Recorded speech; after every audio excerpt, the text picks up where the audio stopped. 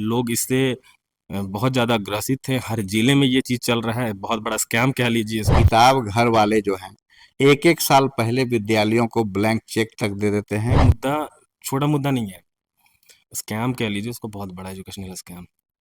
एक एक किताब पे 80% तक का कमीशन है। अंदाज वही था कि आए थे मजार पे दिया जलाने, बेदर्द इतने निकले कि दिए का तेल भी सर में लगाकर चल दिए। सीबीएसई गाइडलाइन में साफ सुथरा लिखा हुआ है कि 1 to 8 भी सीबीएसई नॉर्म में आपको एनसीईआरटी किताब पढ़ाना नीड है। ये एडमिशन, डेवलपमेंट चार्ज, जूता खरीदें तो स्कूल से, टाई खरीदे स्कूल से, ड्रेस खरीदे स्कूल से, मतलब अपने आप में स्कूल एक मॉल है। बहुत सारे ऐसे नियम हैं जिनके बारे में हम जानते नहीं है, समझते नहीं है, और स्कूल वाले हमें समझाते भी नहीं है। विद्यालय एक है, बुक सेलर अगर 5 हैं, पांचों उस विद्यालय के पास पहुंचते हैं, सर मैं आपको 50 दूंगा, सर मैं 60 दूंगा, मैं 70। तो जो जितना बड़ा बोली लगाता है। ये स्कैम जो होता है एक स्टूडेंट पे 4 से 5, 6, 8 हजार, 10 हजार तक का होता है। अगर आपके बच्चे प्राइवेट स्कूल में एक गार्जियन के 2 बच्चे पढ़ रहे हैं, ये जो प्रक्रिया है कि हर साल किताब बदल देने का, कम से कम इसको बंद कर लें। प्राइवेट स्कूल में पढ़ाने के बाद भी आपको होम ट्यूशन देना पड़ रहा है, क्यों भाई? हर महीने जो हमारे बच्चे का शोषण हो रहा है, हर महीने जो हमारा शोषण हमारे हमारे जैसे लाखों अभिभावकों का हो रहा है। आज के युग का लड़का जो है थोड़ा सेंटिमेंटल होता है, और जब उसे 2-3 दिन के मात्र डिफॉल्टर होने पर जब खड़ा कर दिया जाता है, तो वो बच्चा अपने आप में इतना डिमोरलाइज होता है। और कई एक केस तो ऐसे हुए हैं कि बच्चों ने सुसाइड किया है। इसके प्यार में ताजमहल बनवाना जरूरी नहीं है, आप घर में झाड़ू पोछा करके अपनी मुमताज को खुश रख सकते हैं। नए शैक्षणिक सत्र शुरू होते ही जो स्कूलों की मनमानी है वह थमने का नाम नहीं ले रहा। एक तरफ जहां एनसीईआरटी किताबें चलानी चाहिए स्कूलों को, लेकिन इसके बाद भी वो ऐसी किताबें चलाती हैं जिससे कहीं ना कहीं मार्केट में उस कीमतें जो है काफी ज्यादा होती हैं। हमारे साथ अभिभावक संघ के कुछ लोग हैं, आइए उनसे जानते हैं क्या कुछ इनकी मुख्य मांगे हैं और इन्होंने जो शिक्षा को लेकर एक मुहिम जो छेड़ी है वह क्या कुछ है। अब अपने बारे में बताइए और बताइए कि क्या कुछ मुहिम आपने छेड़ी है, उसको लेकर कितना क्या समर्थन आपको मिल रहा है। सबसे पहले मैं अपना परिचय दे दूं, मेरा नाम नरेंद्र सिंह चंदेल है और हम अभिभावक संघ में एक संरक्षक के तौर पे हैं और एक सक्रिय सदस्य भी हैं। और जो मांगे हैं हमारी, उस विषय में यही कहना चाहेंगे कि हम लोग, चूंकि ये मांगे तो हर साल आती हैं जाती हैं, बरसाती मेंढक बन के रह जाती हैं, लेकिन मैं एक चीज़ बता देना चाहूँगा कि जो लोग भी इस मुद्दे पर ये सोच रखते हैं कि ये बरसाती मेंढक टाइप इस महीने में आता है और चला जाता है, तो मैं उन्हें बता दूं कि इस बार जो हम लोगों ने शुरुआत किया है, इसको अंजाम तक पहुंचाने का काम करेंगे। हो सकता है कि निर्णय तत्काल इस महीने, अगले महीने हमारे पक्ष में या अभिभावकों के पक्ष में ना आए। हो सकता है जिला प्रशासन से हमें न्याय ना मिले, तो इसके लिए हमें ऊपर तक जाना होगा।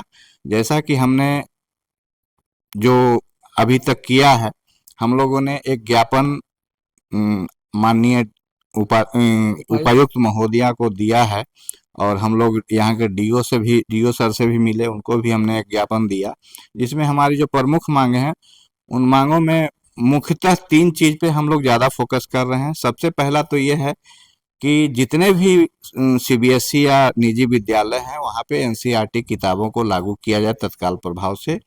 सभी विद्यालयों में एनसीईआरटी बुक को पढ़ाने के योग्य शिक्षकों की नियुक्ति हो। अगर वहाँ उसको पढ़ाने के योग्य शिक्षक न हो तो उस पर प्रशासन, अपना जो भी जिला प्रशासन है उन पे कार्रवाई करें।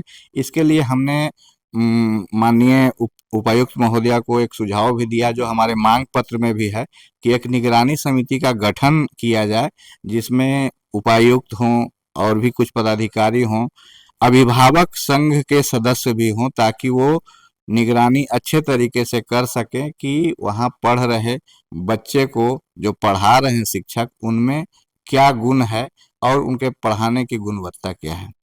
तो ये 3 चीज पे ही फोकस। वैसे समस्या तो बहुत सारा है। हमने अपने मांग पत्र में स्कूल बस से संबंधित भी दिया है कि अगर बस में 32 सीट हैं तो उसमें कम से कम 70-80 बच्चे को लेकर के बस चलाई जा रही है, दुगना से ज्यादा, तिगुना भी। और दूसरा क्या है कि बसों की स्थिति ऐसी है कि जो हमारा यहाँ आरटीओ नियम कहता है कि 15 साल के बाद सभी वाहनों को रिटायर कर दिया जाता है। तो बहुत सारे ऐसे स्कूल हैं, मैं नाम लेना नहीं चाहूँगा, जिसमें अधिकांशतः बस जो हैं लगभग 20 साल, 18 साल, 19 साल, 25 साल इस तरह से, मतलब बहुत ही खराब स्थिति में फिर भी उनको चलाई जा रही है। दूसरा ये है उसी से संबंधित कि विगत इधर 2-4-6 महीने में डीजल की कीमत में बढ़ोतरी तो हुई नहीं है, फिर भी वो बस फी को इस साल भी बढ़ा रहे हैं।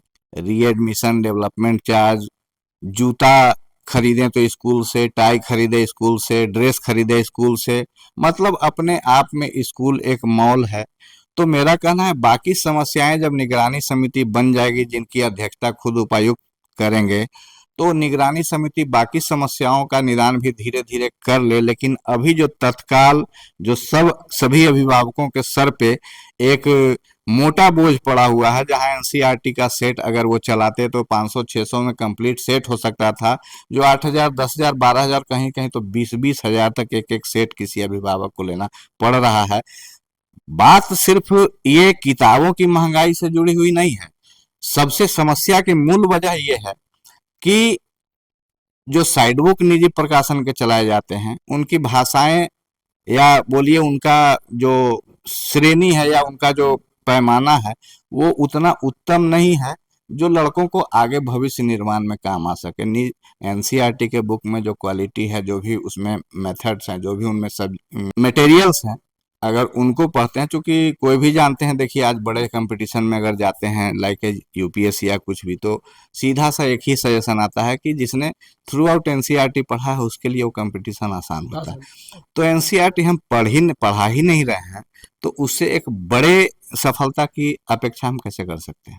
अगर यहाँ बात करें तो मैं कल एक रसीद देख रहा था, एक अभिभावक मेरे पास आए थे, उनका साफ तौर पे कहना था कि एक ड्राइंग की बुक जिसकी कीमत 400 समथिंग थी, तो क्या वो ड्राइंग की किताबें इतनी महंगी होना क्या दर्शाता है, क्या कुछ इसमें कहेंगे? देखिए, हम अपने बाकी पिछले बातों में भी हमने और ज्ञापन में भी और पिछले बातों में भी इस बात को रखा है कि अब ये शैक्षणिक संस्थान न होकर के अपने आप में एक मॉल बन चुका है। तो उनका सेंटिमेंट या उनका थोड़ा सा भी सेंटिमेंट नहीं है किसी अभिभावकों के प्रति, किसी बच्चों के प्रति। उनका एक रूटीन वर्क होता है। आप देखते होंगे या बहुत सारे अभिभावक तो झेल ही रहे हैं, अगर कभी किसी बच्चे का स्कूल फीस में 2 दिन 3 दिन विलम्ब हो जाए तो उन्हें पूरे क्लास में बेइज्जत करके खड़ा कर दिया जाता है। और लड़का आज के युग का लड़का जो है थोड़ा सेंटिमेंटल होता है, जहां उसमें कंपटीशन की भावना होती है, वो बाकी लड़कों के साथ कंधे से कंधा मिलाकर रहने का इच्छा रखता है। और जब उसे 2-3 दिन के मात्र डिफॉल्टर होने पर जब खड़ा कर दिया जाता है, तो वो बच्चा अपने आप में इतना डिमोरलाइज होता है। और कई एक केस तो ऐसे हुए हैं कि बच्चों ने सुसाइड किया है इसके अगेंस्ट में। तो ये सारी चीजों को देखना पड़ेगा। आप एक शिक्षण संस्थान चला रहे हैं, आप एक उसके भविष्य निर्माता बने बैठे हैं, तो उसके वर्तमान से क्यों खेल रहे हैं? भविष्य उसका तो तभी बनेगा जब उसका वर्तमान अच्छा होगा। हमारे साथ जो अभिभावक संघ के सचिव हैं भानु प्रताप जी, आइए उनसे जानते हैं। पहले तो आप अपने बारे में हमारे दर्शकों को बता दीजिए। सभी को नमस्कार। मेरा नाम भानु प्रताप सिंह है और मैं इस अभिभावक संघ में सचिव के तौर पे काम कर रहा हूँ। जैसा अभी भैया ने बताया कि हम लोगों ने एक मुहिम छेड़ रखा है, जैसा भी कहिए, मुहिम कहिए इसे या फिर एक तरीके से कहिए कि हम इसके सीबीएसई पैटर्न के अकॉर्डिंग जो स्कूल चल रही है उसके खिलाफ एक मुहिम छेड़ा है। और इसमें सबसे प्रमुख बातें ये है कि यहाँ जिले में लगभग 200-250 स्कूल होंगे। 200-250 स्कूल में ऑलमोस्ट 27 या 28 ऐसे होंगे जो सीबीएसई अफिलिएटेड है। उसके बाद कुछ स्कूल है जो यूडाइस पे चल रहे हैं और कुछ ऐसे स्कूल है जिनकी कोई मान्यता नहीं है, उसके बाद भी स्कूल चल रही है। सबसे और इसमें एक और मैं बिंदु जोड़ना चाहता हूँ कि इसमें 1900-800 अप्रॉक्स स्टूडेंट हैं। अगर एक सेशन चेंज होने में 7-8 हज़ार 9 हज़ार रुपये की किताब एक पेरेंट्स को खरीदना पड़ता है। सपोज कीजिए कि एक फैमिली, एक मेंबर के 2 बच्चे एक स्कूल में पढ़ रहे हैं, तो सेशन चेंज होते ही 15,000 से 18,000 का लोड एक बार में पड़ता है, जो कहीं ना कहीं उनकी आय की संपत्ति से अधिक हो जाता है। मान लीजिए कोई 10,000 15,000 में घर चला रहा है, अचानक उसको एक महीने में 15 से 18,000 रुपया देना पड़ रहा है, तो शायद मेरे हिसाब से गलत है। मैं भी एक अभिभावक हूँ, हमारे बच्चे भी प्राइवेट स्कूल में ही पढ़ते हैं और मैं इस चीज़ को फ़ील करता हूँ। जब मैं पिछले साल भी मैं फ़ील कर रहा था। फ़ील करने के बाद जब मैंने इस पर सोचा कि कुछ करना चाहिए हम लोगों के, मैं भी पढ़ा लिखा इंसान हूँ, हमारे साथ जितने अभिभावक संघ में लोग जुड़े हैं, कहीं न कहीं अच्छे पढ़े लिखे हैं और एक मुहिम के थ्रू आउट हम लोगों ने इस का निराकरण निकालना चाहा।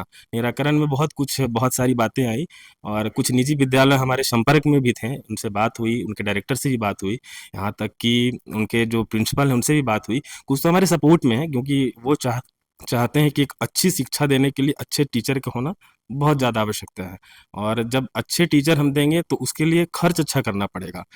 तो सवाल उनका था, जवाब मेरा भी था उनके लिए, क्योंकि हम 1500-1800 2000 रुपये के आसपास ट्यूशन फीस जब स्कूल में दे रहे हैं एक बच्चे का, तो सपोज कीजिए कि अगर 2500 2000 1200 1500 स्टूडेंट आपके स्कूल में पढ़ रहे हैं तो एक अच्छा अमाउंट बनता है एक महीने का। तो आप उसके अकॉर्डिंग एनसीईआरटी पढ़ाने वाले अच्छे टीचरों की बहाली करें। अपने सीबीएसई गाइडलाइन में साफ सुथरा लिखा हुआ है, उसको भी आप हाईलाइट कीजिएगा, मैं आपको दे दूंगा। और उस सीबीएसई गाइडलाइन में साफ सुथरा लिखा हुआ है कि 1 to 8 भी सीबीएसई नॉर्म में आपको एनसीईआरटी किताब पढ़ाना नीड है। अगर आप किसी और प्रकाशक की किताब अपने स्कूल में यूज करते हैं तो आपके वहाँ के अभिभावक को बताना पड़ेगा, एक संघ समिति बनानी होगी, उसमें आपको बताना पड़ेगा कि मैं इस पैटर्न के बुक को पढ़ाने में असफल हूँ और असफल का कारण आपको बताना पड़ेगा कि मैं क्यों असफल हूँ। सबसे बड़ा बिंदु है कि मैं क्यों असफल हूँ। आप शिक्षा के लिए बैठे हैं, उसके बाद आप असफल हैं, तो वो बिंदु भी आपको अभिभावक को बताना पड़ेगा और वो बहुत ज़्यादा ज़रूरी है। सीबीएसई नॉर्म्स में ये भी कहा गया है कि एनसीईआरटी किताबें अगर आप पढ़ाने में सक्षम नहीं है तो साइड बुक एक आध आप चला सकते हैं, लेकिन उसकी भी सहमति आपको अभिभावक के द्वारा लेनी पड़ेगी। बहुत सारी बिंदुओं हैं, 9 बिंदुओं पर हम लोगों ने डीसी कोडरमा को ज्ञापन दिया है, जिला शिक्षा पदाधिकारी को भी दिया है और सबसे खुशी की बात ये है कि जिस दिन हम लोगों ने ज्ञापन दिया यही मुद्दा सदन में झारखंड विधानसभा में भी उठा और कहीं न कहीं लोग इससे बहुत ज़्यादा ग्रसित थे। हर जिले में ये चीज़ चल रहा है, बहुत बड़ा स्कैम कह लीजिए इसको और इसके खिलाफ अब अभिभावक संघ के सपोर्ट में कह लीजिए या फिर उनके ज्ञापन को देखने के बाद वहाँ के नेतागण को देख लीजिए, सब एक्टिव हो चुके हैं अभी। और कल मैं कुछ इस पर रिसर्च कर रहा था तो मुझे एक दो कुछ डिसीजन ऐसे नजर आए जिसमें यह भी कहा गया था कि अगर जो भी स्कूल अगर सीबीएसई गाइडलाइंस के थ्रू अगर 1 to 8 तक अगर उस किताबों को यानी अगर सीबीएसई की किताबों एनसीईआरटी किताबों को अगर छोड़ दिया जाए उसके अलावा कोई दूसरी किताबें चलाता है तो उस पर 2.5 लाख का जुर्माना लगेगा। तो क्या वो 2.5 लाख का जुर्माना इतने साल से चला हुआ है, क्या प्रशासन का क्या शिक्षा संबंधी किसी भी अधिकारी का उस पर ध्यान नहीं गया? ये पिछले सरकार में जब बीजेपी की सरकार थी तो माननीय मंत्री जो हमारी शिक्षा मंत्री थी, उन्होंने कमेटी गठित की थी, लेकिन कमेटी अभी धरातल पे हमें दिख नहीं रही है और वो कमेटी में यहाँ के उच्च अधिकारी हुआ करते थे और जो विधायक हुआ करती थी उस क्षेत्र की वो हुआ करती थी और कहीं न कहीं स्कूल की टीम हुआ करती थी। अभिभावकों का कहीं कोई अंग दिखा नहीं हमें और अच्छी बात है, अभी मैडम हमारी विपक्ष में बैठी हैं और कल इन्होंने भी सदन में इस बात को उठाया है और माननीय विधायक हमारी जो बेरमो से हैं या फिर झरिया की हैं, रागिनी सिंह, उन्होंने इस मुद्दे को बहुत बुलंद तरीके से उठाया, प्रखर तरीके से उठाया। साथ में जयराम महतो जी हमारे युवा नेता हैं झारखंड के, उन्होंने भी इस बात को उठाया और अभी तो तत्काल मैं 2 दिन से देख रहा हूँ, जब से हम लोगों ने इसको एक मुहिम की तरह छेड़ा है, तब से अभी बहुत सारे विधायक, नेतागण बहुत उठा रहे हैं। लेकिन मैं सबसे पहले एक चीज़ और क्लियर कर दूँ यहाँ पे कि ये अभिभावक संघ राजनीति करने के लिए नहीं आई है। हम यहाँ के मुख्य बिंदुओं पे बात करेंगे। हम यहाँ के अभिभावकों के साथ जो परेशानी हो रही है उसके लिए बात करेंगे और मुखर होके ये बात अगर हमारे जिला प्रशासन के द्वारा हमें सहानुभूति या संतोषपूर्वक जवाब नहीं मिलता है तो ये आंदोलन अब आगे बड़ा होगा। एक चीज़ और मैंने देखा कि जो बोकारो की जो एसडीओ थी उन्होंने एक मीटिंग बुलाई थी। उस बैठक में उन्होंने कहा कि अगर कोई भी स्कूल अगर इस जो यहाँ के रूल रेगुलेशन है उसको फॉलो नहीं करते हैं तो उन पर कार्रवाई की जाएगी। तो क्या डीसी महोदया से कुछ तरह आपको इस तरह का कुछ आश्वासन मिला? डीसी महोदय क्या उसके लिए कुछ कदम बढ़ाने के लिए कुछ ये हुई? हम लोग जब माननीय से मिले डीसी मैडम से तो उनके बॉडी लैंग्वेज से या उनके जवाब से कुछ ऐसा दिखा कि वो हर साल की भांति इस साल भी इस मुद्दे को मिला जुला करके ठंडे बस्ते में डाल देना चाहती हैं। उन्होंने जो जवाब दिया कि मैं बैठक बुलाऊंगी, सभी लोग बात करेंगे, हमारी सीमाएं सीमित है, लेकिन मैं उनसे एक चीज पूछना चाहता हूं आपके माध्यम से कि बोकारो की एसडीएम पद में उनसे नीचे हैं। निश्चित रूप से उनका जो कल स्टेटमेंट या निर्णय आया है सराहनीय है और हम लोग उनको धन्यवाद देते हैं, आभार प्रकट करते हैं उनके प्रति। उन्होंने खुले तौर पे कहा है, चूंकि एक चीज जान लीजिए, अगर किसी भी विद्यालय को मान्यता मिलती है तो उसका मैक्सिमम एनओसी जो है जिला से जाता है। तो इनकी भूमिका नहीं कैसे है, इनके पास जो जो कार्यक्षेत्र है, जो इनके पास पावर है, वो सीमित कैसे है? ऐसा नहीं है। वो हो सकता है कि हमारे भावनाओं को दबाना चाहती हो सकता है हमारे मनोबल को घटाना चाहती हो, मे भी हो सकता है वो हमारा सहयोग भी आगे अच्छा करें। लेकिन वो बैठक बुलाने की बात कही है, हम लोग उस बैठक का इंतजार कर रहे हैं। कल बोकारो एसडीएम ने जो भी स्टेटमेंट दिया है वो अभी सभी चैनलों पे चल भी रहा है, यूट्यूब, खासकर यूट्यूब में या सोशल मीडिया में, जिसमें उन्होंने कहा है कि क्लास 8 तक आप साइड बुक रख सकते हैं, क्लास 8 तक साइड बुक रख सकते हैं, लेकिन उस सारे साइड बुक का सूची जो है आप अपने वेबसाइट पे अपलोड कीजिए और वो शहर के सभी दुकानों, सभी किताब घरों में मिले, किसी एक के यहाँ नहीं। ये मोनोपोली नहीं चलेगी कि ये किताब, हमारे विद्यालय किताब सिर्फ फलाने काउंटर पे ही मिलेगा। ये बहुत ही सराहनीय फैसला है। और दूसरा इस विषय में ये कहना है कि ठीक है, चलो आप एक ही दुकान पे देते हैं, मैं यहाँ भी उनसे थोड़ा सा उनको सपोर्ट करना चाहूँगा। तो फिर जो किताबें इस साल साइड बुक, वही आज जो इस साल जो चल रही है वो साइड बुक अगले साल भी चल सकती है। तो जो लड़के आज क्लास 7 में हैं, अगले साल वो 6 वाले को किताब दे सकते हैं कम बिल्कुल। कीमतों पे। तो कम से कम ये जो प्रक्रिया है कि हर साल किताब बदल देने का, कम से कम इसको बंद कर लें। एनसीईआरटी किताब तो लगाना है ही, साइड बुक अगर आप लगा रहे हैं तो ये हर साल किताब बदलने की, क्या किताब वो फट गए हैं क्या? किताबें बदलने के ना, अगर किताबें बदलने की जो बात आती है उसमें चेंजेस ज्यादा कुछ नहीं होता है, तो फिर ये मोनोपोली इस तरह की क्या? ये मोनोपोली सिर्फ इतना है, चूंकि हमने जो इसमें अध्ययन किया है, एक एक किताब पे 80% तक का कमीशन है। हम्म, इसमें किताब घर वाले जो हैं, एक एक साल पहले विद्यालयों को ब्लैंक चेक तक दे देते हैं कि sir, you have number of student about 1000, आपके पास 1000 से ऊपर बच्चे हैं, यानी हमारा 1000 सेट बिकेगा। लगभग 60 से 70% तक कमीशन स्कूल वालों को जाता है। जैसा कि हमने, चूंकि अब इसका एविडेंस तो हमारे पास नहीं है, लेकिन हमने पूर्व में कई एक बुक सेलर बन के कई एक विद्यालय प्रबंधन से बात किया है, एक सेलर बन के हमने बात किया जो इस प्रदेश से बाहर के थे, तो ये चीज समझ में आया। दूसरा ये था कि एक चीज दिखा कि कहीं जो अच्छे प्रकाशन है उसमें कमीशन थोड़ा कम भी है, ये भी हमको पता चला। लेकिन जो कुछ ऐसे एकदम निजी प्रकाशन है जिनका कोई महत्व नहीं है मार्केट में, बस उनका मार्केटिंग ये रिप्रेजेंटेटिव जो किताब दुकान वाले होते हैं वो करते हैं, उनके दम पे उसमें, चूंकि अब क्या है कि विद्यालय एक है, बुक सेलर अगर 5 हैं, पांचों उस विद्यालय के पास पहुंचते हैं, सर मैं आपको 50 दूंगा, सर मैं 60 दूंगा, मैं 70, तो जो जितना बड़ा बोली लगाता है उसको वहां पर, उस किताब घर को वहां का कॉन्ट्रैक्ट मिल जाता है।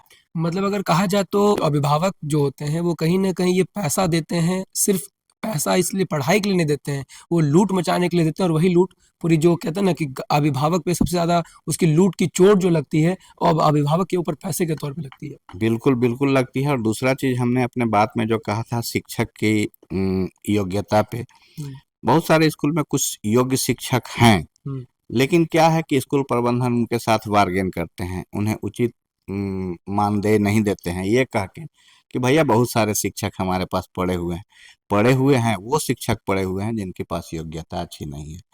वो बहुत खूबसूरत हैं, बहुत पर्सनालिटी, उनका स्मार्टनेस है, लेकिन पढ़ाने का न ज्ञान बहुत अच्छा है उनके पास, न उनके पास पढ़ाने का सलीका है। लेकिन स्कूल प्रबंधन को इससे कोई लेना देना नहीं है। एक अच्छे भवन बना दिए हैं, एसी क्लासरूम हो गया है, वहाँ टीचर अपने मोबाइल से या किसी से, या एक दिन पहले पढ़ करके आके हम भी किसी को पढ़ा दें। कल हमको क्या पढ़ाना है, आज हम एक घर में होमवर्क कर लिए। जब एक बच्चा होमवर्क करता है घर में, तो वो ट्यूशन से पढ़ के करता है, तो हम भी अपना ट्यूशन का एक ट्यूशन टाइप गूगल से करके पढ़ के और कल होके पढ़ा दें। ये कोई बड़ी चीज नहीं। अब क्या है स्कूल प्रबंधन को कि वो अपने हिसाब से उसको कम सैलरी पर रखते हैं, उनको सैलरी ज्यादा नहीं देना पड़ता है, तो एक बचत तो इधर भी है। दूसरा क्या है कि अगर अच्छे शिक्षक जो नहीं रखे हुए हैं तो हमारे बच्चे को अच्छी शिक्षा नहीं मिल रही है। हर महीने हम रेकरिंग उनका स्कूल फी पेमेंट कर रहे हैं। मामला सिर्फ साल में एक बार किताब लेने का नहीं है, मामला सिर्फ एक री एडमिशन या डेवलपमेंट चार्ज का नहीं है। हर महीने जो हमारे बच्चे का शोषण हो रहा है, हर महीने जो हमारा शोषण हमारे हमारे जैसे लाखों अभिभावकों का हो रहा है, मुद्दा ये है। और हमें अगर जहां हम अपने बच्चे को पढ़ा रहे हैं तो हमें हमारे बच्चे की शिक्षा चाहिए। इसके लिए आवाज उठाना जरूरी था, आवाज उठाना जरूरी है। और इस बात को मैं आज खुले तौर पे कह देता हूं कि इस बार जो आवाज उठी है ये बरसाती मेंढक साबित नहीं होगी। इसके लिए अगर हमें जहां तक भी जाना पड़ेगा, अगर जिला से बाहर प्रदेश और प्रदेश से राष्ट्रीय स्तर तक भी जाना पड़ेगा, आमरण अनशन हो या उससे भी बड़ा और कुछ हो सकता है, वो हमारी टीम करने के लिए तैयार है, पीछे हटने वाले नहीं है। आपने जो डीसी महोदय को ज्ञापन सौंपा उसमें पढ़ रहा था कि आप लोगों ने 1 हफ्ते का अल्टीमेटम दिया है। उस 1 हफ्ते तक अगर कुछ कार्रवाई नहीं की जाती है तो फिर आप लोग का अगला कदम क्या होगा? दरअसल में हम लोगों ने कोई अल्टीमेटम उन्हें नहीं दिया, हमने एक ज्ञापन दिया है, एक आग्रह किया है। उनसे जब बात रखे हम लोग तो उनको हमने कहा कि हमें आपसे उम्मीद है, आप एक आदर्श अधिकारी बन सकती हैं, प्रदेश को एक मैसेज दे सकती हैं जिले के माध्यम से, अगर इस पे कुछ कार्रवाई होती है तो। कार्रवाई दैट मीन्स हम ये नहीं कहते हैं कि किसी स्कूल को आप बंद करवा दीजिए। कार्रवाई दैट मीन्स कि अभिभावकों को न्याय, अभिभावकों पे अतिरिक्त बोझ न पड़े, अभिभावकों के बच्चों को अच्छी शिक्षा मिले। भाई हम स्कूल इसीलिए तो भेजते हैं। कुछ लोग ऐसा भी कह सकते हैं कि भाई बहुत असंतुष्ट हैं तो आप सरकारी विद्यालय क्यों नहीं भेज देते हैं। सरकारी विद्यालय हमारा हमारा बच्चा, हमारा डिसीजन होगा ना। सरकारी विद्यालय में क्या हाल है क्या नहीं है ये भी एक बहुत बड़ा बात है, अभी हम उस पर जाना नहीं चाहते हैं। आखिर उस विद्यालय से कुछ तो मोह भंग हुआ होगा कई एक सालों से, हमारे कई एक जनरेशनों को, तब जाकर के हम लोगों ने प्राइवेट स्कूल की तरफ मुँह किया। लेकिन आज यहाँ वहाँ शिक्षा का स्तर कम था, यहाँ शिक्षा का स्तर कम होने के साथ साथ में एक जो ये महंगाई का अतिरिक्त बोझ दिया जाता है, तो कहाँ कहाँ हम लोग, शरीर में एक मुर्गे को सिर्फ एक बार हलाल किया जा सकता है, यहाँ हर महीने अगर हलाल होने की बारी हो तो आवाज तो उठेगा ही। विधानसभा में इस बात का जिक्र हो रहा था तो जो शिक्षा मंत्री रामदास सोरेन है उन्होंने कहा कि इसको लेकर एक कमेटी का गठन किया जाएगा और हर जिले में जो उपायुक्त होंगे और उसके साथ साथ विधायक होंगे और सांसद, इसके साथ साथ जो स्कूल प्रबंधन होंगे उनकी टीम जो है इसमें शामिल होंगी और उसके बाद जांच की जाएगी। और अगर उस दौरान अगर किसी भी अगर स्कूल में कोई तरह का इस तरह लूट का कोई अगर जांच में पाया जाता है तो उस पर 2.5 लाख रुपए का जुर्माना लगेगा। तो क्या इसमें एक सराहनीय बात कहेंगे या क्या कहेंगे? देखिए, आदरणीय माननीय मंत्री महोदय ने जो भी स्टेटमेंट दिया उस स्टेटमेंट का हम सराहना करते हैं, आभार प्रकट करते हैं। लेकिन ऐसे स्टेटमेंट हमेशा, चूंकि वो माननीय हैं, मंत्री हैं, कभी भी कुछ बोल दिए कभी भी सॉरी भी बोल देंगे। तो जब तक ये धरातल पे उतर नहीं जाता, आखिर 2.5 लाख जुर्माना उन पे करेगा कौन? अब लीजिए बात, हमारे स्थानीय विधायक जो पूर्व में मंत्री थी, शिक्षा मंत्री थी, माननीय आदरणीय नीरा मैडम जी, उन्होंने कहा कि हमने एक समिति का निर्माण किया था। जिला कार्यालय जाते हैं तो कहीं कोई समिति दिखता ही, हो सकता है कागज पे कोई निर्माण हुआ होगा। अब समिति जो माननीय मंत्री कह रहे हैं कि इसमें सांसद, विधायक और डीसी और अभिभावक संघ होंगे, तो हमारे जिला में तो हमारे सांसद महोदया का ही विद्यालय है। वो समिति में रहने के बाद ये तो वही हो जाएगा कि हम बिल्ली को मलाई का अगोरिया का जिम्मेवारी दे दें। रह गई डीसी मैडम की बात, तो हम एक चीज कहना चाहते हैं, उनका जो एटीट्यूड था, मतलब एक थोड़ा सा मजाकिया लहजे में,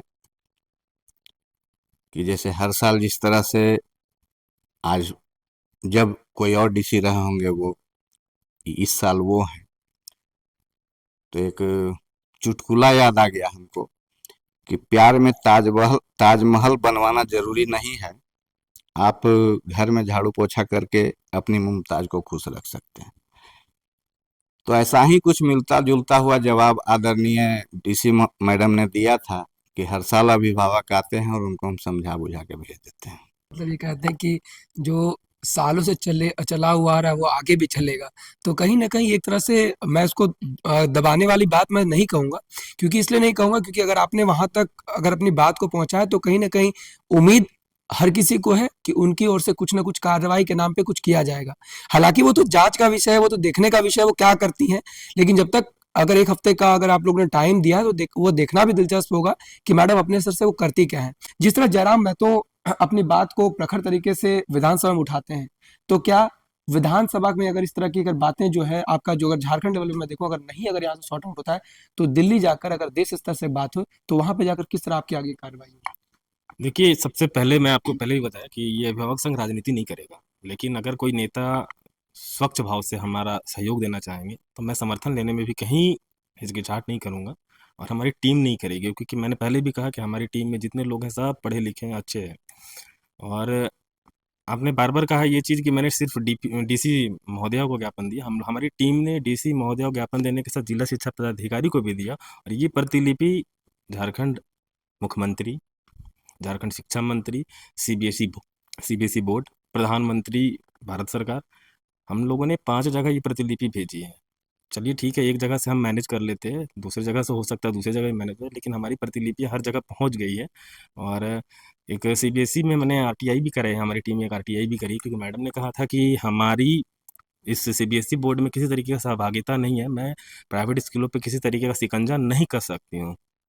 मैंने भी माँगा है, डिमांड करा है, लेकिन जिस दिन हम लोगों ने आरटीआई करा, सेम डे बोकारो की SDM on video on media के सामने वो कहती हैं कि ये अधिकार क्षेत्र में है और बहुत अच्छे से बताया। उनका शॉर्ट वीडियो मैंने अपने फेसबुक पे भी लगाया है, क्योंकि कहीं न कहीं उनसे हमें उत्साह मिला कि चलिए कोई अधिकारी है जो हमारे हित की सोच रही हैं। और मैं हमेशा ये कहना चाहूँगा कि जिस तरीके से बोकारो एसडीएम ने एक मिसाल कायम किया बोकारो ज़िले के लिए, हमारे ज़िला में विकास जैसा एसडीएम, डीसी या फिर जिला शिक्षा पदाधिकारी होता, यहाँ के नेतागण भी मुखर होके हमारे साथ खड़े होते। क्योंकि देखिए भाई साहब, बात ये है कि ये मुद्दा छोटा मुद्दा नहीं है। स्कैम कह लीजिए उसको, बहुत बड़ा एजुकेशनल स्कैम। इस स्कैम में आप जितना अंदर पढ़ेंगे, गहन जाँच करेंगे, पढ़ेंगे, समझेंगे, बहुत कुछ है। अभी एक रिसेंट में एक मेरी प्राइवेट स्कूल टीचर से बात हो रही थी। उन्होंने बताया कि मेरा स्कूल जो है एनईपी को फुलफिल करता है। That means NEP national education policy. यहाँ के निजी शिक्षण संस्थान प्राइवेट स्कूल में कि हमारी एक टीचर से बात हो रही थी, उन्होंने बताया कि हमारे स्कूल निजी एनईपी को बहुत अच्छे से फुलफिल करती है। मैं आपके माध्यम से पूछना चाहता हूँ, क्योंकि वो हमारे ज़िले की ही हैं, कोडरमा ज़िले में एनईपी का कौन-सा स्कूल फुलफिल करिकुलम को कर रहा है? एनईपी में से एक मैं आपको छोटा-सा चीज़ बताना चाहता हूँ। एनईपी में सीधा-सीधा लिखा हुआ है, केंद्र सरकार द्वारा जारी सूचना में सीबीएसई बोर्ड स्कूलों में शिक्षा का अधिनियम आरटी 2009 के तहत प्राइवेट स्कूल में 6 से 14 वर्ष के बच्चों की शिक्षा के लिए 25% ऐसे सीट गरीबी बच्चों के लिए आरक्षित की जाती है। कौन-सा स्कूल पढ़ा रहा है?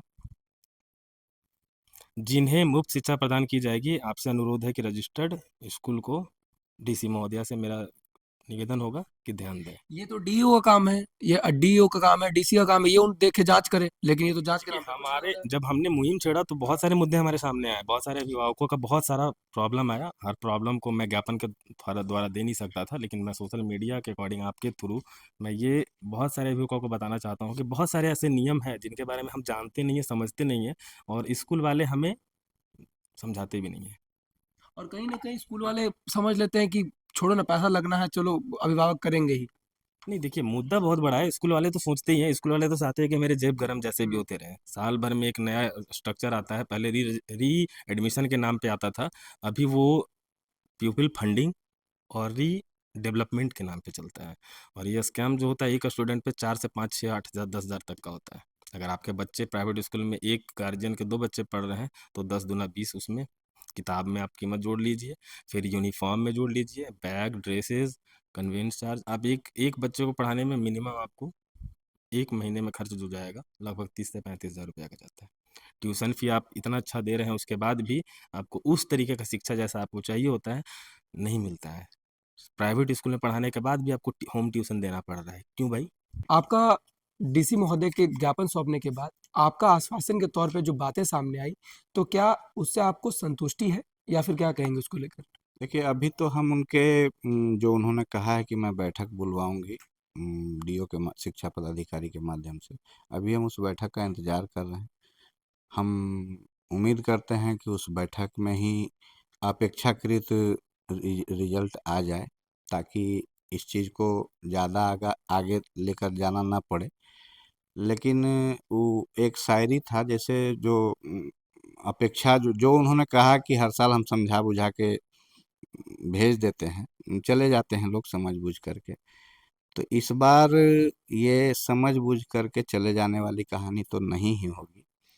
वो उनका अंदाज वही था कि आए थे मजार पे दिया जलाने, बेदर्द इतने निकले कि दिए का तेल भी सर में लगाकर चल दिए। तो हम वो सर में तेल लगाकर जाने वाले नहीं, इस बार दिया जलेगा, रोशनी होगी और अभिभावकों को न्याय मिलेगा, चाहे हम लोगों को जहाँ तक जाना पड़े। कई सारे बच्चे ऐसे हैं जो अभी भी परेशान हैं। उनका मुख्य परेशानी का वजह है कि कई लोगों के पास अभी पैसे नहीं हैं जो 6 से 7 हज़ार रुपए में किताबें खरीद पाएँ। मैंने कुछ लोगों के बिल भी मैंने देखे थे जो अभिभावक थे, उन्होंने मेरे सामने बिल भी दिखाया कि कुछ लोगों के 6,000 के बिल थे, किसी के 7,000 के बिल थे किताबों के, किसी के 5,000 के बिल थे। तो कहीं न कहीं जिनके पास पैसे दिखे वो खरीद लिए। लेकिन जिन अभिभावकों के पास अभी पैसे नहीं हैं, वो क्या करेंगे? हम उनसे जानेंगे आप जो जो अभिभावक के पास पैसे नहीं उनसे क्या कुछ आग्रह करना चाहेंगे? और ये जो मुहिम आपने छेड़ी है, क्या कुछ उनको लाभ मिलेगा? क्या कुछ उनके लिए अपील रहेगी आपकी? वो बता दीजिए। सबसे पहले सभी अभिभावकों से मेरा विनम्र आग्रह होगा कि हमारे इस मुहिम से जुड़ें, अभिभावक संघ से जुड़ें। हम लोग तो एक सदस्यता का अभियान भी कल से चलाना शुरू कर रहे हैं। दूसरा आग्रह ये है कि चूंकि ये आंदोलन हम लोग चला रहे हैं और इसका जब तक निर्णय नहीं आता है तब तक हम लोग चलते रहेंगे। हो सकता है निर्णय आने में समय लगे, हो सकता है निर्णय तब आए जब तक सेशन का शुरुआत हो जाए और उनकी मजबूरी रह जाए कि उन्हें किताब खरीदनी पड़े। तो आग्रह यही है कि वो लोग खुद में एक कम्युनिटी बना के किसी एक सेट को खरीदें और उसका जेरॉक्स करवा करवा करके अपने सारे बच्चों, जितने भी बच्चे हैं उन बच्चों को अपना वितरित कर दें, या फिर उक्त बच्चे जो हैं, उक्त अभिभावक जो हैं, अपने बच्चे का उस जेरॉक्स से अपने बच्चे को पढ़ाएं, ताकि इनकी मोनोपोली घट सके। इनका जो लक्ष्य है, इनका जो टारगेट है कि हमारा इतना किताब में इतना कमीशन आएगा, वो कम से कम इस साल उनकी ये मिथ्या टूटे। और ये हमारी पहली जीत होगी और उसके बाद हमको लगता है कि ये हम लोगों को एक बहुत बड़ा मजबूती मिलेगा। अभिभावक को तो राहत मिलेगा ही मिलेगा, हम लोगों को एक मजबूती मिलेगा, एक दिल की संतुष्टि मिलेगी कि ये व्यापार जो कमीशन का व्यापार है, ये जो चल रहा है, इस पर हम लोग कुछ हद तक लगाम लगाने में सफल हुए। प्रभावित संघ के लोग हमारे साथ हैं, जो संरक्षक थे, उन्होंने साफ तौर पे कहा कि जो अभिभावक किताबें खरीद पाने में सक्षम नहीं है, वह जो किताब खरीद लिए हैं उनकी किताबों के फोटोकॉपी करवा लीजिए और उसी को अपने बच्चों के साथ डिस्ट्रीब्यूट कर दें, ताकि जो 7,000 6,000 का जो बिल है वो कहीं ना कहीं जो लूट है वह लूट से लोगों को राहत मिल सके। मैं ऋषिकांत पांडे,